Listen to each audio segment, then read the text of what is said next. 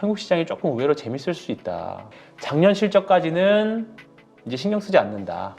이제 올해 가이던스가 좋게 나오는 기업들, 이제 싼 주식들은 분명히 조금 이제 반전을 꾀할 수 있는 자리들이 오고 있다.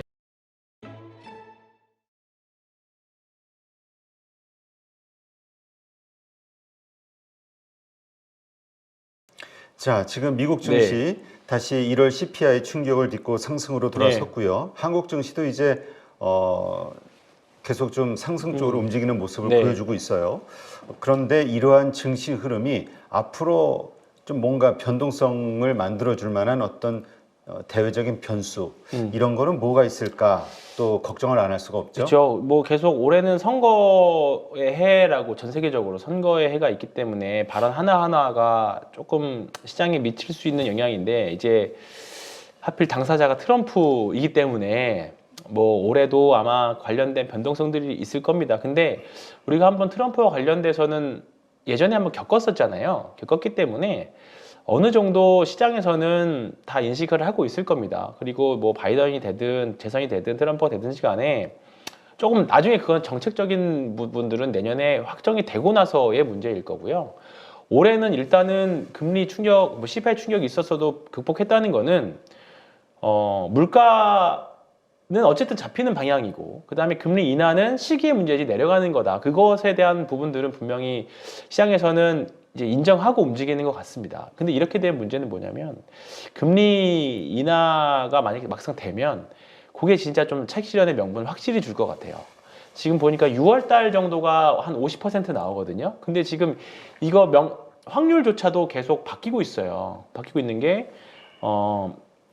이제 작년 12월 달에 40%대였, 3월 달이 40%대였다가 1월, 12월 달 들어서 3월이 한 70% 갔다가 1월 달, 2월 달 들어면서 또 바뀌고 지금은 아예 뒤로 밀려가지고 한 6월 달 정도로 됐는데, 이제 나중에 만약에 금리 인하를 할 때쯤 주가가 많이 올라가져 있다라고 하면 막상 금리 인하를 하게 되면 좀 차익 실현 물량이 나올 수 있다라는 거는 조금 더 이렇게 가는 것 같고, 최근에 조금 유의미한 그 뉴스가 하나가 있습니다. 제가 이게 오기 전에 좀 봤던 건데,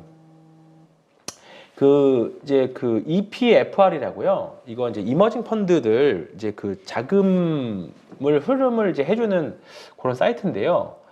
최근에 중국이 엄청 많이 빠졌잖아요. 작년까지 해서. 근데 2월 달 들어서 지금 190억 달러 정도 들어갔습니다. 2월 달. 근데 어디서 빼서 들어갔다라고 나오냐면, 여기 보시면 이건 이제 구글에서 바로 번역한 거라 조금 거칠은데요. 한번 이제 홈페이지 들어서 영어 잘하시는 분들 보시면 되겠습니다. 근데 이게 미국에서 빼가지고 중국을 갔다라는 표현이 있어요.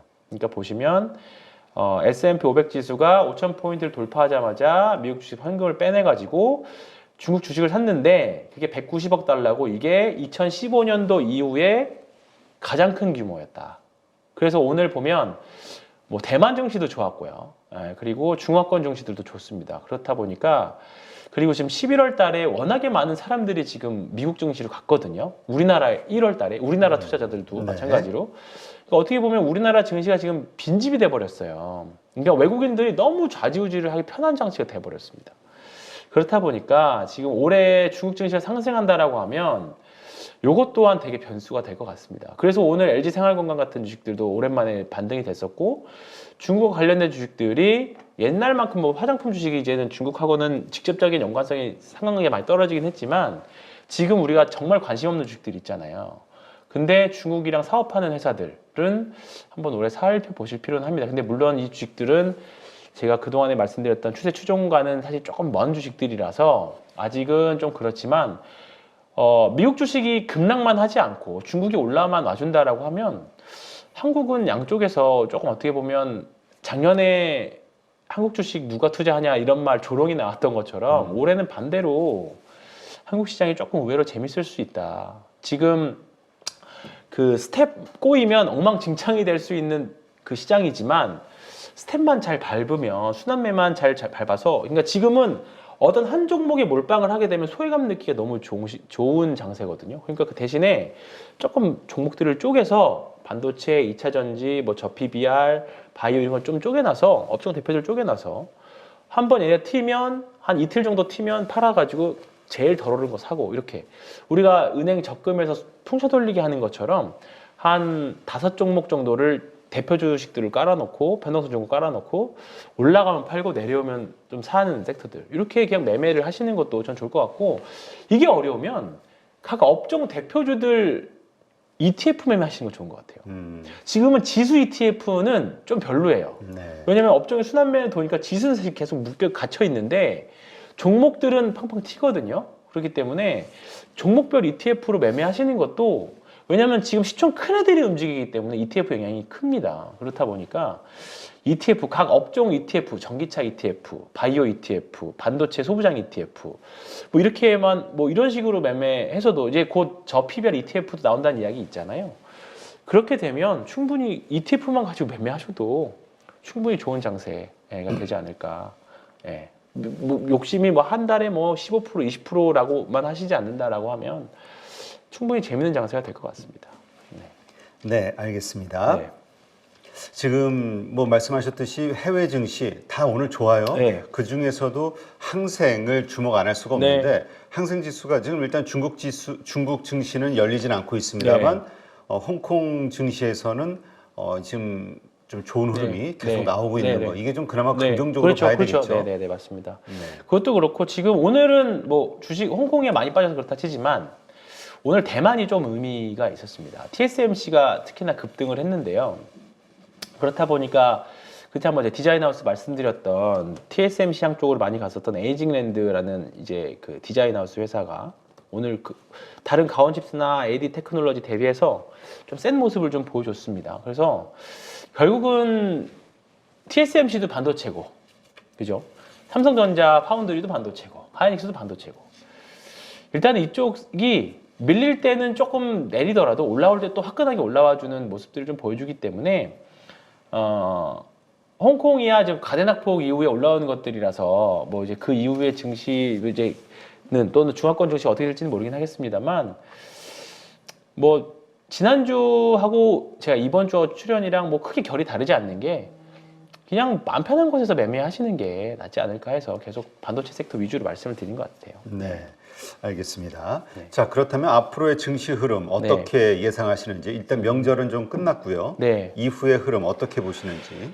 지금부터 3월에 있는 FOMC까지는 조금 모멘텀 공백기인 것 같아요. 모멘텀 공백기고 이제 종목들이 이제 실적 발표를 하나둘씩 하잖아요. 이제 그러면 오늘 보면 카카오가 사실 실적이 보면 연결 기준으로 조금 처참했는데 오히려 반등이 나왔습니다. 세게. 심지어 오늘 카카오가 오늘 시장이 좀 재미가 없었던 이유 중에 하나도 카카오가 거래대금을 워낙에 많이 좀 가져갔었어요. 오늘 실적 발표를 아침에 장전에 보신 분들은 망했다라고 생각하실 수도 있는데 오히려 이제 이거를 회수를 하고 제가 좋아하는 대량 거래가 나왔습니다. 바닥에서. 그러면 이제 올해 가이던스라던가 여러 가지 봤을 때 카카오 그룹주들이 올해 좋거든요. 올해 가이던스는. 그러면 작년 실적까지는 이제 신경 쓰지 않는다.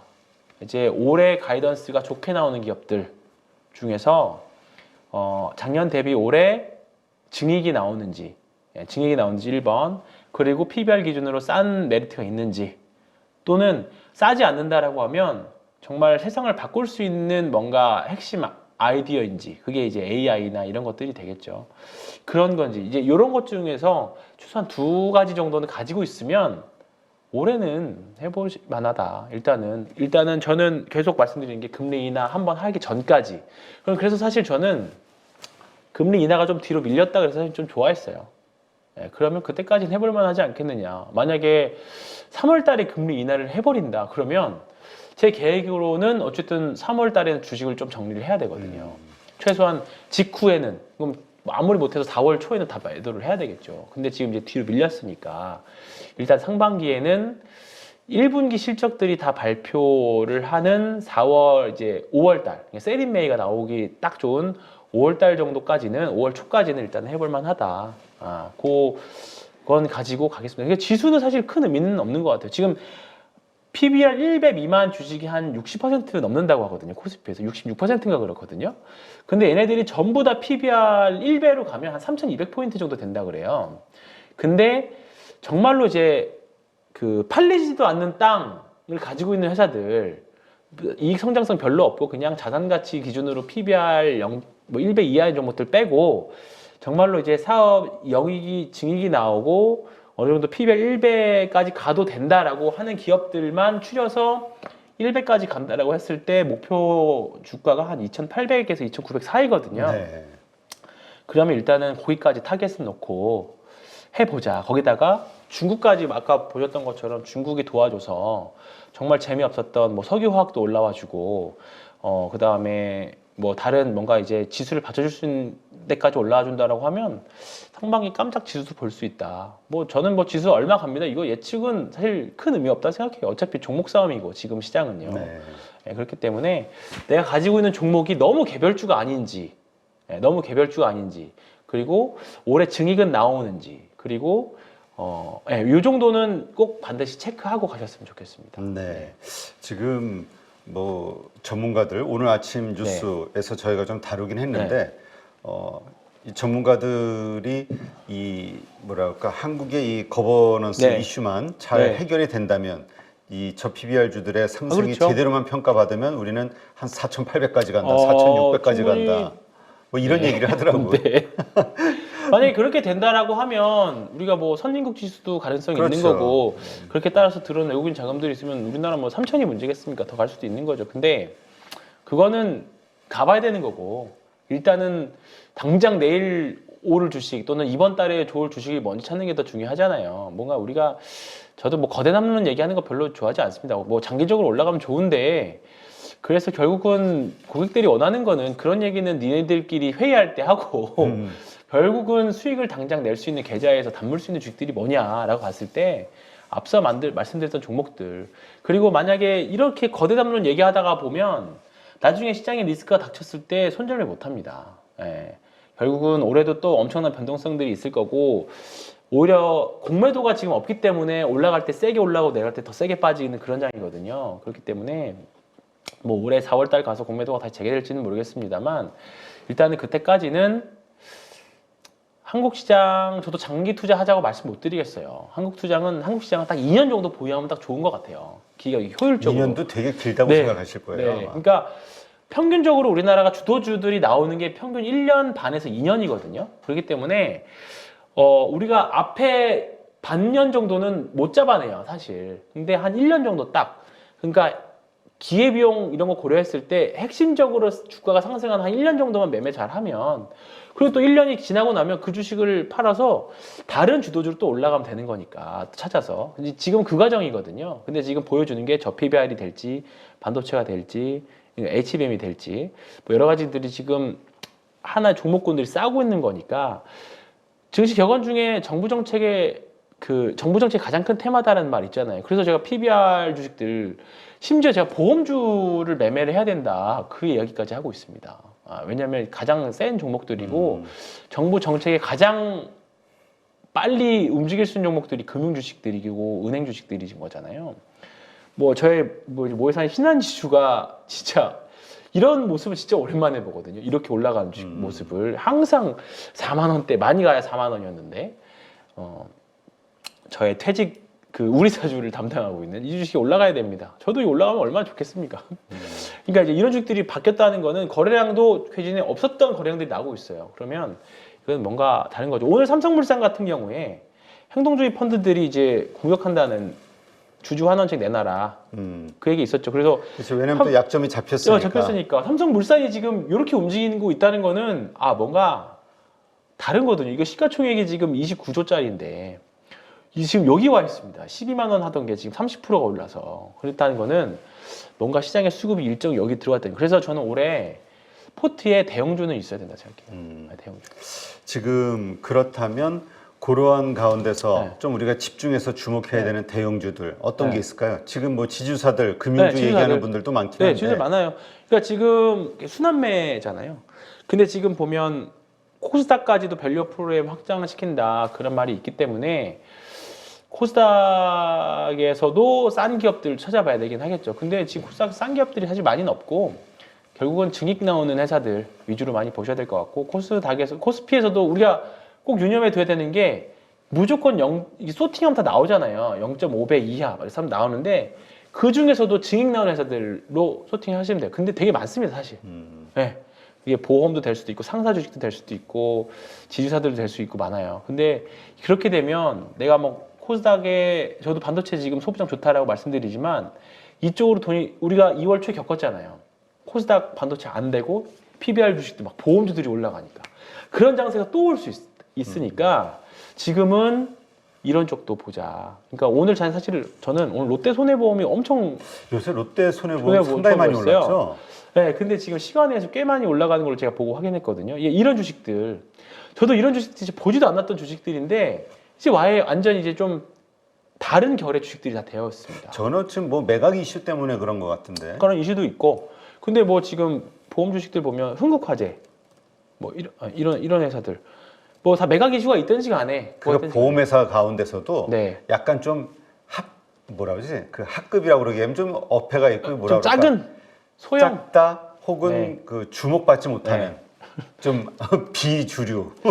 삼성화재 이런 회사들도 큰 회사잖아요. 그렇죠. 근데 이런 회사도 이렇게 움직이는 현대해상, 네, 현대해상 현대해상이 참 이런 주식들도 분명히 뭐 바닥에서 거래량이 달라지고 있습니다. 그래서 뭐 지금 이런 주식들 뭔가 이제 신고가 돌파하게 되면 분명히 새 돈들이 들어올게 될 겁니다. 그러면 우리가 2월 초에 보여줬던 것처럼 코스닥을 패가지고 아직 우리나라 시장 자금이 별로 없기 때문에 코스닥을 패가지고 또 갈 수 있습니다. 그렇기 때문에 올해는 포트폴리오 차원 또는 리스크 관리 차원에서라도 대형주를 안 좋아하시더라도 대형주는 하나 정도 있으셔도 된다. 올해는 네, 꼭 그렇게 말씀드리고 싶습니다.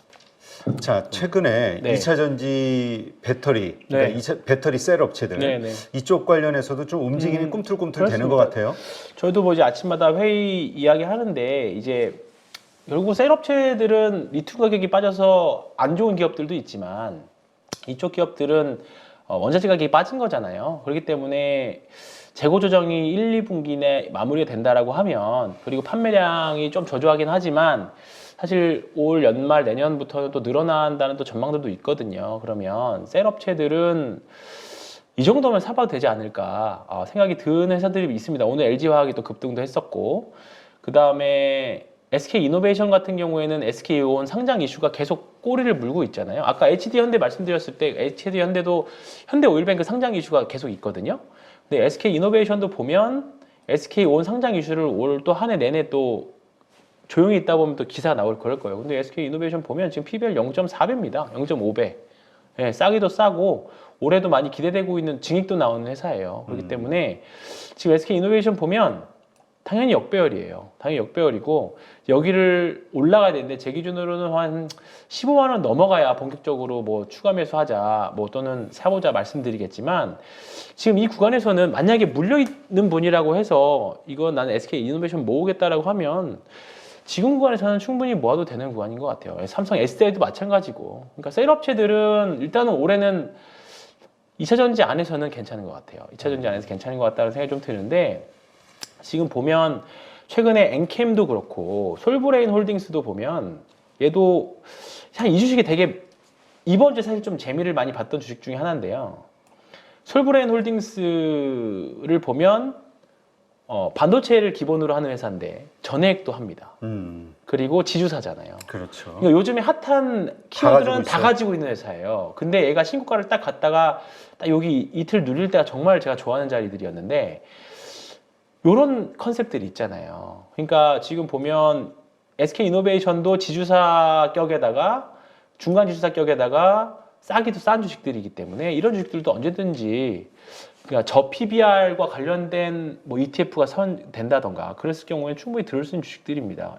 수급으로 기관 수급들로 그렇기 때문에 셀 업체들 중에서도 이렇게 보시면 저는 좋다라고 생각을 합니다. 그래서 지금 보면 시장이 별로 안 좋을 때 내릴 때 그러니까 최근에 작년이랑 좀 다른 점이 뭐냐면 작년에는 완전히 수급 삼국지였거든요. 하나가 올라가면 나머지가 빠져버리는. 근데 지금은 며칠 전에도 보셨겠지만 2차 전지와 반도체가 동행을 하는 케이스들도 되게 많아요. 그러니까 지금 시장에는 분명히 매기가 작년하고 좀 결이 좀 다르게 움직이고 있다라고 보고 있고요. 대신에 시장이 좋을 때 더 먹어야 되잖아요. 수익을 더 내야 되는 거예요. 그러면 결국은 센 놈들 위주로 하셔야 됩니다. 그렇기 때문에 뭐 올해도 뭐 바뀌진 않을 겁니다. 신고가 매매, 돌파 매매, 추세 추종 매매는 하시되 이제 싼 주식들은 분명히 조금 이제 반전을 꾀할 수 있는 자리들이 오고 있다. 예를 대표적으로 카카오 같은 것들 있잖아요. 카카오의 여기 구간들을 지금 지나고 있는 거 아닌가 저는 생각이 들어요. 이 구간들 지금 셀 업체들이 근데 그게 여기서 반등을 이렇게 줄지 여기서 반등을 줄지는 모르지만 여기 언저리인 것 같아요. 그러니까 버티기만 하면 또 시간이 지나면 올라갈 수 있는 주식들이기 때문에 뭐 장기 투자 또는 자녀들한테 좀 물려주기 좋은 주식이지 않을까. 결국은 뭐 지금 전기차 뭐 살 사람들 다 샀다, 얼리 어댑터들만 샀다라고 하지만 또 그렇게 항상 조롱이 나올 때, 그러니까 전기차 산업이 바뀌는 건 없잖아요. 이제 정도의 차이만 있는 거지. 산업은 더 커져야 되는 거고 그렇게 생각한다라고 보고, 그리고 아직은 우리나라 셀 업체들이 전 세계에서 아직 잘하고 있기 때문에 이 정도면 셀 업체들을 사도 된다. 예, 근데 다른 업종들은 이 부침이 너무 심해요. 네. 경쟁자들이 들기 쉽고 그렇기 때문에 일단 지금은 셀 업체 위주로 저는 관심 가지면 좋을 것 같습니다. 네, 알겠습니다. 잘 참고하시기 바랍니다. 네, 이제까지 신한투자증권 황유연 팀장과 함께했습니다. 고맙습니다. 네, 고맙습니다.